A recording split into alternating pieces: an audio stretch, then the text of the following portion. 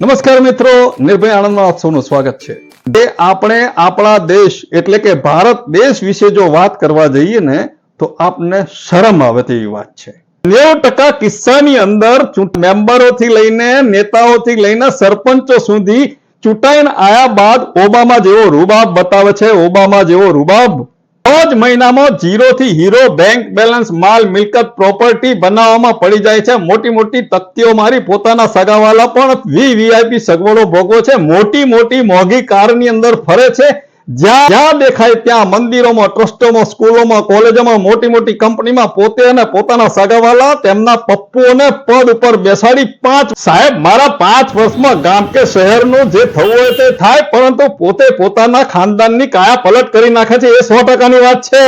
અને ત્યારબાદ પોતાનો વ્યાપાર પણ વિદેશની અંદર જમાવી દે છે. આ છે આપણા ભારતીય નેતા.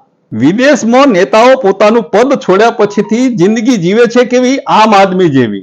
ભારતીયો અને વિદેશીઓમાં આટલો મોટો ફરક કેમ? કારણ કે સાહેબ ત્યાં આગળ મંદિરો ઓછા છે પરંતુ પારदर्शकता परिपूर्ण છે. दोस्तों, आपको मेरा ये वीडियो अच्छा लगा है तो आपके परिवार को भेजो, आपके दोस्तों को भेजो और लाइक, शेयर और सब्सक्राइब करना मत भूलिए. आपका हरीश ब्रह्मभट्ट. वंदे मातरम. भारत माता की जय.